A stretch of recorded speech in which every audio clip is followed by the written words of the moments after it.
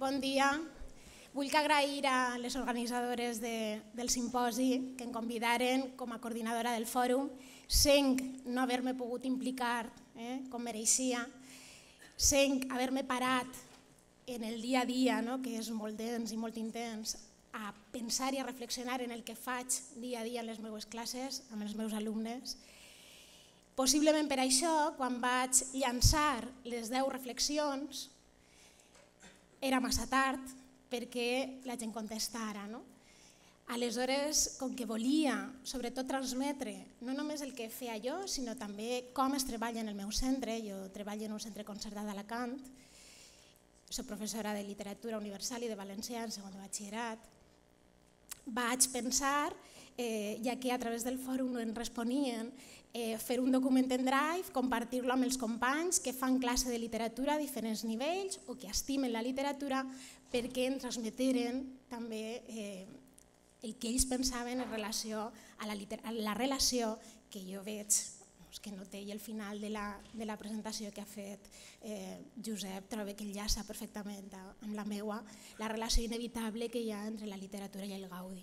Enrica parla de que la literatura és coneixement i no és incompatible amb el plaer, ni de lluny. Aleshores, el que faré serà formular les preguntes, perquè no sé, sent que he vingut més ací per aprendre de vosaltres i per escoltar-vos i per enriquir aquest fòrum que per el que jo us puc ensenyar, mostrar-vos les respostes que representen a un col·lectiu determinat i després sentir-vos a vosaltres. I segur que em vindran al cap experiències en aquest sentit que he viscut de primera mà. Jo trobo que aquesta primera pregunta l'hem respost des del principi del matí. Des de la xerradeta inaugural trobo que es pot afirmar que no es pot aprendre sense emoció, ni literatura ni res. Per tant, si la literatura és emoció, no sé si estareu d'acord amb mi, jo trobo que sí, la literatura fa aprendre. Doncs, quines respostes vaig obtindre dels companys es refermen en el fet que efectivament literatura i emoció van de la mà, que et permet la literatura formar part d'una vida. Hi ha qui diu que llegir és llegir dues voltes, viure la teua vida i viure la vida dels personatges de les obres que llegis. Per tant, s'enriqueix molt més la teua. Que sense emoció no pots viure, ni pots aprendre significativament, ni pots escriure, això també s'ha comentat a propòsit dels altres fòrums que ja hem sentit, i que ser capaços d'identificar les emocions que a vegades costa traduir en paraules una emoció, gaudir-les i saber-les verbalitzar ens fa ser més feliços, perquè jo trobo que en definitiva el que hauríem d'aspirar tots és a ser més feliços. Si voleu fem un repàs a les preguntes i després us les trasllade. Es pot desplegar el sentit estètic dels alumnes amb la literatura? És a dir, podem fer-los amants d'altres manifestacions artístiques? Sí, vull dir, aquestes preguntes que jo em vaig fer eren preguntes en les que la resposta era sí, en la majoria d'elles. I a més és que l'experiència em demostra que sí. Cal guiar l'alumnat en aquesta direcció, comentava algun company de l'escola, és necessari un coneixement previ, vosaltres, Josep també ho ha dit, com anem a aconseguir que els nostres alumnes llegeixin si nosaltres no ho fem. És a dir, treballar en aquest sentit requereix dels professors uns coneixements previs profuns. Hem d'estar preparats. El més senzill és agarrar el llibre de text i vinga, llegim, subratllem, com a molt acompanyem aquesta explicació d'un PowerPoint, d'un presi, que està molt de moda ara, i ja està. Però és que no és això el que hem de fer, o almenys jo no entenc la nostra professió d'aquesta manera. S'aconsegueix més emoció vinculant la lectura amb les noves tecnologies? Jo trobo que sí. I ara recordava, a propòsit d'un dels fòrums, i li ho comentava Josep Baldaquí, que no sé si està ara, quan jo vaig fer la capacitació, el vaig tindre ell de mestre, a ell i a Vicent Brotons, i me recorde que com a treballet que vam fer, la presentació de la unitat didàctica, fa temps, jo vaig presentar un book trailer que en aquest moment començava a sentir-se, però era una cosa... Doncs allò no va quedar en una necessitat d'aprovar el curs de capacitació, de presentar una unitat didàctica en la qual no creia per a eixir del pas. No, vull dir, jo això ho he materialitzat i ara mateix els meus alumnes de literatura universal estan fent book trailers o videolits per a utilitzar-los per a l'avaluació de repàs. En literatura universal, els que la feu o els que heu sigut alumnes i l'heu triat com a optativa en segon, es treballen 6 llibres, una elecció que podria haver sigut una altra, però aquí a mi em sembla molt encertada, gaudís moltíssim en aquesta assignatura amb els alumnes. Vull dir, al final del curs, en l'avaluació que anomenem de repàs, utilitzarem les book trailers que estan fent ara, els videolits que estan fent ara, per a repassar aquestes obres i fer un recorregut en el que ha sigut la història de la literatura. Per tant, jo trobo que sí que s'aconsegueix més emoció vinculant la lectura a les noves tecnologies. Si no ens acostem als alumnes i a les seues realitats, difícilment podem dur-los al nostre terreny. Això ho tinc claríssim. La resposta dels companys majoritàriament ha sigut que no. No troben una vinculació directa entre aconseguir adeptes a la literatura i l'ús de les noves tecnologies. I que jo tinc clar que són un mitjà, vull dir, són una eina més, però molt, molt profitosa. El que diuen és que ens ajuden a acostar-los als interessos de l'alumnat, diuen altres, encara que el que predomina, torno a repetir, és el no inicial. Encara pesa molt l'olor del llibre vell o el llibre acabat d'imprimir i això jo reconec que em passa i jo utilitzo les noves tecnologies, m'encanten, trobo que facilita molt la nostra feina, però sí que és cert que a l'hora de llegir jo necessito tocar el paper, ho necessite. Acabem de tancar unes jornades culturals que hem organitzat en el centre amb els alumnes i per als alumnes i un dels tallers que vam organitzar, va vindre una escriptora a col·laborar amb nosaltres, va ser un taller de creació literària i el vam fer en la biblioteca del meu centre, que és una biblioteca que està tancada en clau i que pràcticament no s'utilitza per a res, només en ocasions especials com ara aquesta. Entrar i sentir l'olor dels llibres a la biblioteca va ser una cosa per a mi emocionant. Vull dir, no és incompatible una cosa amb l'altra. Sí que és cert que a pesar de que consideren que no, alguns companys diuen que sincronitzar la literatura amb altres arts és més fàcil a través de les noves tecnologies. Acompanyar la lectura amb una música determinada o anar llegint i al mateix temps projectant fotografies que evoca la lectura d'aquest llibre, trobo que és més profitós. Fent la literatura més vivencial, podem fer que l'alumnat aprenga valors ètics. L'experiència que us comentarem demà, que si en la Nucia la vam presentar i estava en els inicis, ara acabada del tot no està, perquè clar, els problemes d'organització del centre han fet que jo pensava demà mostrar-vos ja l'activitat acabada i està quasi acabada, no del tot, però hem disfrutat moltíssim. Ha sigut per als alumnes un projecte de lectura dramatitzada del qual us parlarem demà, ha sigut una experiència vivencial que no oblidaran mai. Han après, posant-se en la pell dels personatges d'aquesta obra de teatre que han llegit, han après molts valors ètics, molts. Ja us els detallarem demà, no vull que avançar-me. Quines han sigut les respostes a aquesta pregunta? La literatura ens permet viure amb intensitat altres vides de les quals extraure aprenentatges de veritat, haver-se de posar en la pell dels personatges. Us poso un altre exemple que em ve al cap. Nosaltres vam acabar fa ara 2 setmanes de llegir i de treballar Madame Bovary. És l'obra més llarga de l'assignatura de literatura universal. Enguany especialment estic molt contenta perquè l'han llegida sencera més alumnes. En tot el temps que estic fent l'assignatura és l'any que més l'han llegida. Ara Ahir vam acabar la segona sessió d'un judici. Han de jutjar els personatges, han de defendre un personatge o han d'atacar-lo i han de carregar-se de raons per a fer una cosa o fer una altra.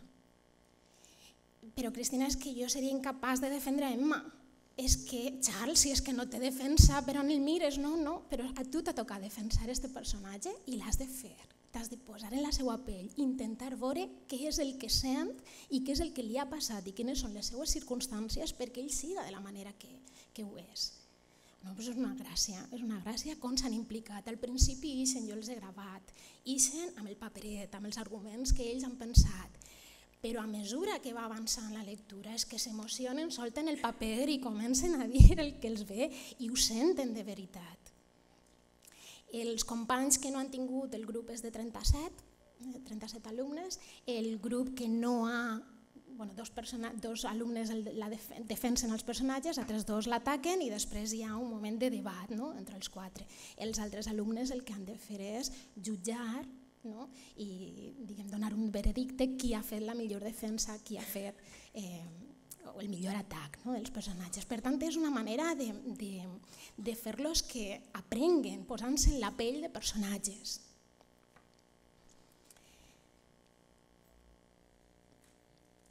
La lectura s'ha de viure en solitari, és a dir, als adolescents els podem demanar que la lectura siga sempre d'esta manera, quan els adolescents el que necessiten és estar contínuament en contacte amb el món.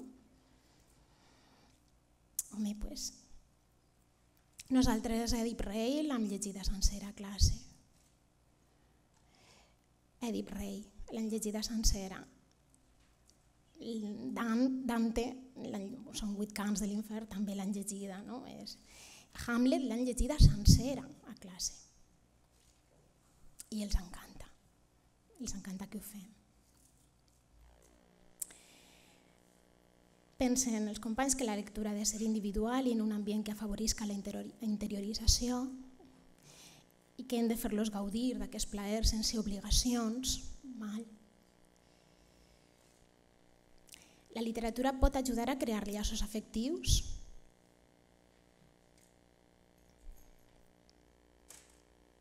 Aquí tenim una imatge d'una de les sessions del projecte Plastilina. El grup que ha participat en aquest projecte ha creat, diguem que s'ha conegut, és a dir, possiblement havien compartit molts anys les aules en el centre i ara, amb una experiència com aquesta, han redescobert el company que tenien al costat.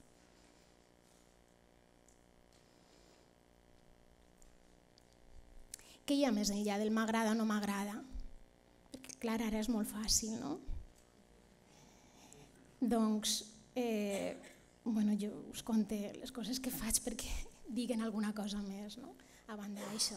Jo tinc un grup de literatura en Facebook que me'l van demanar de fer, d'obrir els alumnes. No va ser una proposta meva, va ser d'ells, del grup de literatura del curs passat. I a aquest grup s'han afegit els alumnes que han volgut del curs present. En aquest grup no es pot parlar d'una altra cosa que no siga literatura i cultura, en general, i en la llengua que siga, però només de literatura i de cultura. I no només, proposo jo coses i ells les valoren, que si ho fan no poden dir-me m'agrada, no m'agrada i ja està, hem de fer una explicació neta, sinó que ells proposen també coses. Moltes, té molta vida aquest Facebook, el meu personal no en té cap, però ells sí. I té vida en gran part per a ells.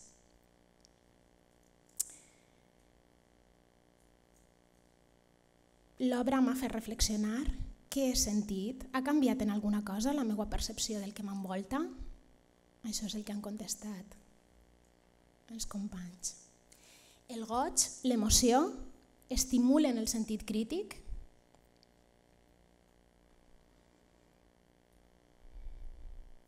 La sensibilitat ens proporciona armes per a qüestionar persones i situacions. El mateix judici que us comentava sobre Madame Bovary és una manera de despertar en ells el sentit crític. El descobrir certs valors ètics en una obra i intentar buscar en la societat, en la realitat, referents que encarnen aquests valors ètics, que és una altra activitat que han fet, i que es documenten, que es carreguen d'arguments i que els exposen als altres, jo trobo que és estimular el sentit crític. Obligar-los a posar-se en la pell d'un personatge que no té defensa, que és un assassí, que és molt cruel, però intentar posar-te en la pell d'ell i comprendre'l és estimular el seu sentit crític.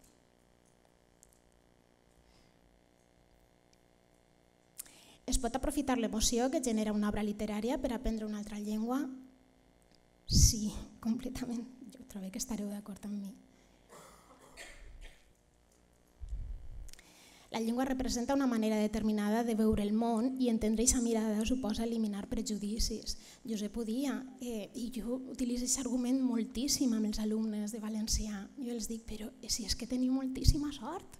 Vull dir, aprendre una llengua, que a més és molt fàcil d'aprendre perquè és germana de la vostra, implica una riquesa, implica aprendre com conceben el món les persones que parlen aquesta llengua i entendre el seu concepte del món. I això és enriquir-se, però no mires. Oferir-los activitats, vivències, emotives, en valencià en aquest cas, és una manera de guanyar alumnes, de canviar els seus prejudicis. En el fòrum sí que vaig trobar una resposta.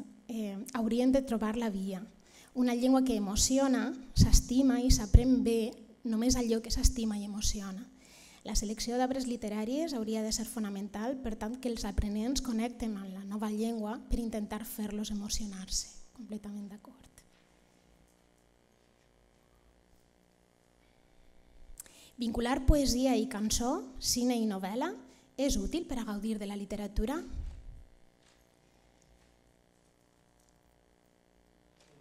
Sempre. Encara estimula més i crea més interès per la literatura.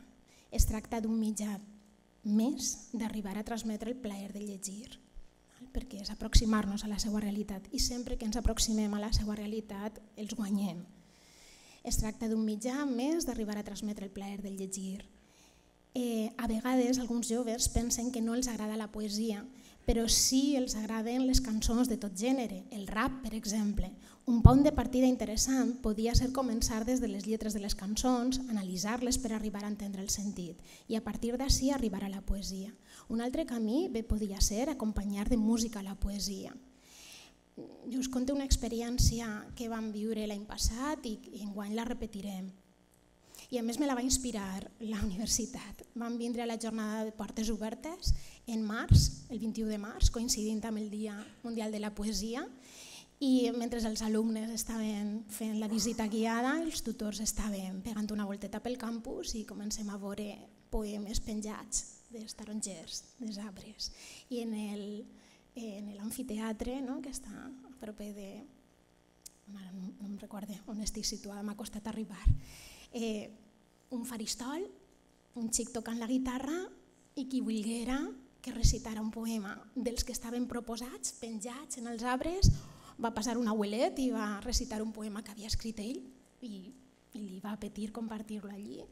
I em va semblar preciosa aquesta experiència, que a més els meus alumnes no la van poder viure perquè ells estaven recorrent la universitat i després havien d'anar al Paranif.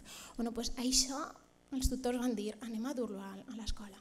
Anem a fer un recital de poesia pel simple plaer de recitar i d'escoltar poesia. Ha sigut una de les experiències educatives més boniques que jo he viscut amb els meus alumnes. El simple plaer no d'analitzar, de veure recursos, de mètrica, de ritme, no, escoltar poesia.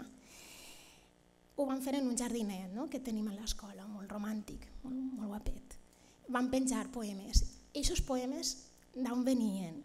Venien de tots els alumnes i eren de poetes que a ells especialment els agradava, de poemes escrits per ells, de poemes escrits per algun amic o per algun familiar. Em va agradar moltíssim la proposta d'una xiqueta de llegir en homenatge al seu avi un poema que ell va escriure quan era jove i volia conquistar la seva dona, la que després seria la seva dona. Es van llegir poemes en valencià, en castellà, en anglès, en xinès, en rus, en italià. Estava pensat per a una classe, 50 minuts, i van dir-li al professor de l'hora següent: mira, no esperes els alumnes perquè estan emocionats. I vos ho dic perquè ho he viscut, si no, no ho diria. I és així, és a dir, que és possible que no vegem tot el potencial que tenen els alumnes, a voltes ens sorprendria. Enguany ho farem i vam acabar les jornades culturals, que és una activitat també molt xula que fem en segon. La setmana passada vam llançar la idea que farem coincidir enguany el 23 d'abril, el Dia Internacional del Llibre, el dia de Sant Jordi, el farem coincidir amb aquest dia i els van dir: vinga, aneu aportant ja poemes. Bueno, doncs ja n'han rebut 5. Els primers ha sigut un en valencià, un rèquiem en valencià i un altre en anglès. D'acord? I ho farem ja en el saló d'actes d'una altra manera, introduint les noves tecnologies també, a veure com és, però s'han implicat. Ja proposem un dia i l'endemà ja comencem a rebre poemes. Pues alguna cosa vol dir. I després jo he afegit en el descans, a propòsit d'una intervenció que he sentit abans, m'ha vingut al cap una cita de Jaume Sela que jo he utilitzat en alguna presentació. No sé si coneixeu el llibre de Jaume Sela, Quadern de dilluns, especialment, en té altres interessants, però a mi aquest em va marcar especialment. I diu: l'educació vol dir atendre les necessitats reals de les persones que tens al teu davant i, per tant, quan convé, has de saber trencar esquemes i anar molt més enllà de la lletra descarnada de les lleis i els decrets. És a dir, vos anime a que vos deixeu dur, a que no estigueu limitats per un currículum, per un temari que heu d'acabar, que no fa falta. I a més, intenteu veure que aquestes coses, aquestes maneres de fer, molt més gratificants, no són un afegitó al dia a dia. No és que jo he de fer, he de complir aquest temari i a més tinc el capritx de fer totes aquestes activitats. No, no, no. És que gràcies a aquestes activitats tu estàs de manera indirecta complint el temari. I si em falta un tema per fer, doncs no passa res. I jo reconec que jo ara he fet classe en tots els cursos de secundària. Ara estic en batxillerat des de fa 3 cursos, tinc totes les hores en segon de batxillerat i el fantasma de la selectivitat pesa molt. Però encara i així, deixar-vos dur, per favor. Sent vosaltres els primers que vos emocioneu, que ploreu si fa falta, que vos indigneu si fa falta llegint una obra i veient el que passa, els guanyeu a ells. No al 100%, per suposat, que jo no estic parlant d'una realitat, estic parlant de la meva experiència. No estic somiant. No tots, efectivament no podem arribar a tots, però sí que hi ha una gran majoria, de veres que sí.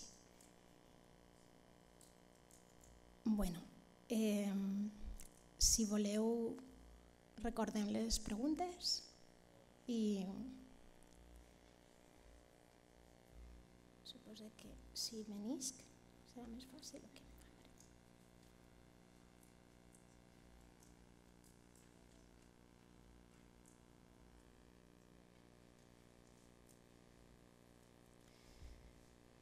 Es pot aprendre sense emoció, la literatura fa aprendre.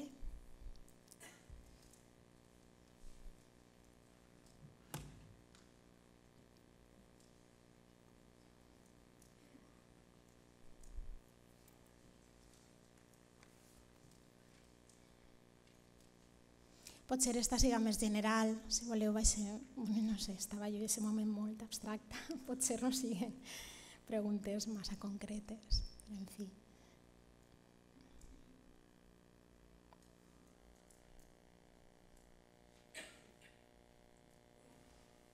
Es pot desplegar el sentit estètic dels alumnes?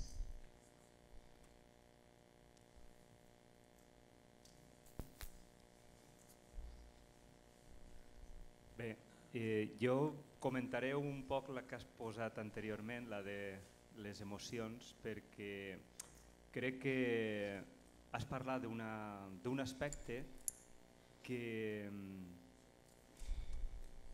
també m'ha passat i suposo que li ha passat a tot el món, i quan l'has dita dius, clar, és que és així, és que això passa, que és els llaços afectius que es creen entre els alumnes quan comparteixen realment alguna cosa que va més enllà d'estudiar un autor o un llibre o el que siga, que és haver de fer això, però a banda per aprovar un examen, perquè fan una cosa que ells volen fer. Aleshores, preparar una obra de teatre fa que aquests alumnes que s'han vist tota la vida doncs, creen uns llaços afectius especials. I muntar una activitat extraescolar per a recitar poesia el Dia Internacional de la Poesia, doncs també. És a dir, són aquestes coses les que, quan parlava Josep aquest matí de l'atracció, de la motivació, és on podem agafar-nos nosaltres com a profes, per a dir, podem buscar estratègies que realment faça que el que fem en la faena, ja que fem l'esforç de treballar 20 i tantes hores a la setmana en classe efectiva, més totes les altres pegant-li voltes, més totes les altres, perquè treballem moltes hores, doncs que els alumnes també, quan isquen de les nostres aules, diguen, ha sigut una cosa que m'ha servit. I crec que amb activitats com les que has plantejat, i jo m'espero a demà veure exactament en què consisteix el projecte. Això d'entrada. I després, com que efectivament quan vam pensar aquestes coses em penso que estàvem en estat de gràcia, fa una mica lleig perquè jo també hi era present, però és que em sembla que és veritat. Si veieu, tots els temes van lligats. A mi em sembla que hi ha un tema de fons, que com diu una amiga meua no cal remuntar-se als hitites, no cal anar-nos, no vull portar-vos molt lluny, però en el fons és que hauríem de decidir què és el que volem ensenyar. És a dir, de debò, què és el que volem ensenyar? Aleshores, per exemple, una qüestió com aquesta, la que tu has plantejat a l'entorn del Gaudi, si llegim els currículums, això forma part del currículum. El que passa és que ho oblidem. Era més clar en la llei anterior, en la LOCSE, però i allà, perquè no solament són elements objectius de tipus intel·lectual, motriu i afectiu, perquè això té molt a veure també amb la societat que volem. Cap a quin tipus de societat anem adreçats, no sé si només per fer-nos ara els llanguits romàntics, no sols això, ja estaria bé, sinó que té a veure amb quin tipus de societat és la que volem. Volem una societat sana? Una pregunta una mica bèstia. És que un obrer de vila no té dret a emocionar-se davant d'un sonet? O és que això només serà... Això també ho dic per alguns de literatura, que tenen un plantejament molt elitista de la literatura. Això només ha de ser de les classes altes, de la gent bohèmia, de la gent enamorada de la literatura? Em sembla que això sembla una reivindicació obrerista, però jo vull una societat en què tothom s'emociona davant d'un poema o puga emocionar-se davant d'un determinat poema. I em penso que això, especialment en els àmbits de l'ensenyament obligatori, és obligatori per al docent de dedicar-li temps. A més, això no exclou que sàpien qui era aquell autor, què li va passar, en quin context sociolingüístic, polític... És que això ve després. És que tu has generat l'interès i aleshores ells mateixos aniran a buscar-lo. Això fa d'esquer fantàstic. És el que volia dir-vos. Seria hora que ens poséssim a pensar realment què és el que volem, quin tipus de societat volem, quin tipus no.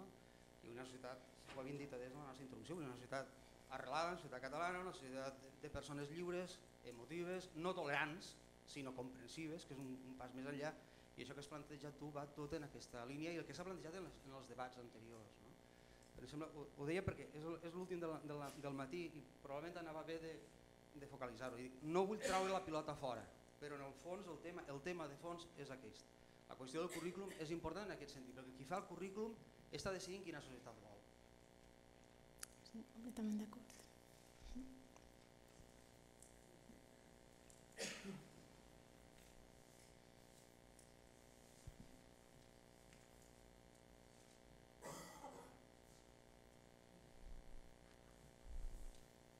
Bé, jo vull recuperar una reflexió que has fet sobre l'assignatura de literatura universal que jo vaig cursar l'any passat en batxillerat, en segon de batxillerat.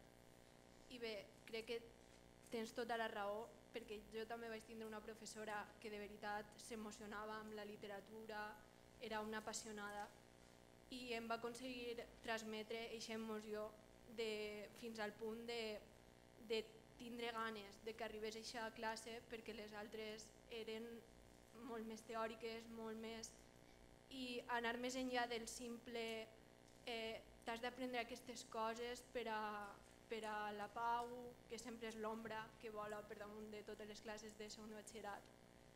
I crec que és molt important fer aquesta tasca d'emocionar amb la literatura i que hi hagi professores com la meva professora i com tu que aconsegueixen fer això, que ens emocionem i que tinguem ganes de llegir més, perquè jo després d'aquesta assignatura vaig voler agarrar tots els llibres del món i llegir-me'ls, i és això, dir-te que gràcies, que gràcies a gent com tu això va van.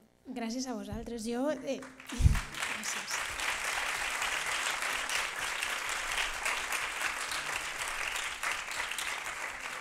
Jo, de veres que és com ho sent, és a dir, els meus... Jo soc una persona molt tímida i molt vergonyosa i jo estava tremolant. Quan volia afegir al presi l'última cita no m'aclarien les tecles.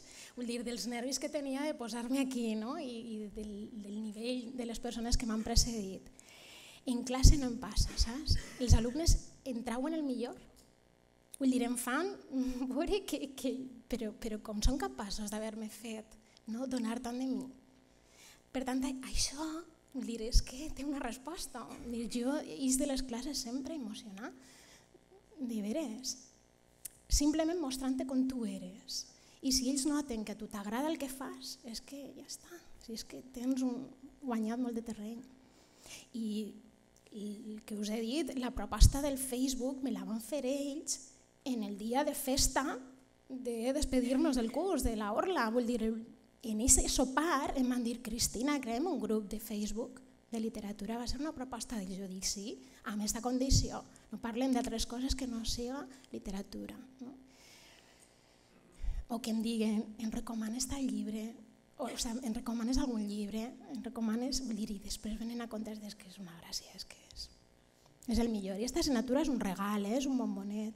Sí, és un bombó.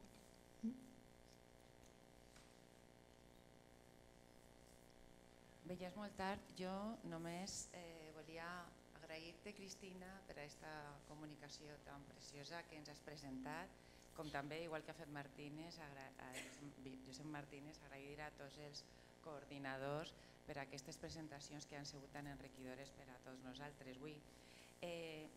Només volia afegir que, evidentment, la literatura ha de produir plaer, ha de produir un goig, però és un art, i l'art és una habilitat. Tots els artistes han d'aprendre el seu art. I nosaltres, com a mestres, com a docents, tenim una funció molt important en el sentit que acompanyem en el camí els nostres alumnes en aquest art. Evidentment, Cristina, en el que ens ha explicat, ha demostrat que ella ha aconseguit, i com s'acaba de dir aquesta alumna, ha aconseguit acompanyar els seus alumnes i ajudar-los a introduir-se en el món de la literatura, perquè Enric Balaguer ens explicava abans que la literatura és coneixement, és de veres, la literatura és coneixement, però per arribar al coneixement un no està preparat sempre. Hi ha alumnes que comencen a llegir un llibre i no els agrada perquè no l'entenen, perquè no estan preparats encara per arribar a gaudir d'allò. I Cristina ha demostrat que ella ho sap fer, i jo espero que cada vegada serem més o seran més les persones que puguen ajudar als alumnes a gaudir d'aquest plaer que produeix la literatura. I els companys que esteu aquí dels instituts, que heu fet l'esforç i el sacrifici quasi d'haver de deixar classes i això per a venir, us anime a que ajudeu els vostres alumnes, perquè fer que en un currículum un alumne hagi de llegir 3 llibres i dir este semestre toca este llibre, l'has de llegir i dins de 3 setmanes hem de fer un examen, és una pràctica que encara està molt generalitzada i això no pot ser, perquè això l'única cosa que aconsegueix és que els xiquets avorrisquen els llibres, els xiquets, els professors d'institut i nosaltres també, si els obliguem, això s'ha de llegir i ja està, però si no ho enteneu, per molt que jo us obliga a llegir el llibre i després fem un examen, això no aprofita per a res. Doncs això, que ànims, i tots els professors d'institut que esteu ací i nosaltres mateixos intentarem seguir en aquesta via que, com estem veient, tants resultats dona. La classe de literatura és un viatge, i tu ho has posat ahir, ho hem posat ahir en algun moment, és acompanyar els nostres alumnes a l'hora d'aprendre, a gaudir una sèrie de lectures en les quals nosaltres estem més preparats i coneixem millor perquè, evidentment, la nostra experiència docent i de tot ens ha fet conèixer millor allò. I aleshores ajudar-los a poder entrar i a poder començar a gaudir fa que després ells soles vulguin menjar-se el món i vulguin llegir tots els llibres del món. Gràcies.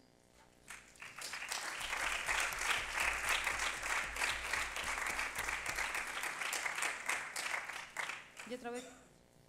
Se sent? Sí. No sé si no ja per a tancar, molt breu, però només volia dir una última idea. Començar a contar Cristina, ens ha contat la xica d'abans, etc. Jo crec que hi ha una cosa que no hem d'oblidar mai, que és que el gaudi és contagiós. I això ho hem de tenir present. Jo trobo que molts dels que estem així o dels que hem estudiat així segurament és perquè algú ens ha tramès això en algun moment. Jo també vaig tenir una professora de literatura universal que em va enganxar en això, i això es contagia. Si una persona a l'aula transmet aquesta emoció en primera persona, això es contagia. I això jo trobo que ho hem de tenir present tots els mestres a l'hora d'entrar a l'aula, que si contem de qualsevol cosa que estiguem parlant, però si contem una cosa que ens agrada, és molt fàcil transmetre aquesta emoció i és més fàcil que arribi als altres. I això no és.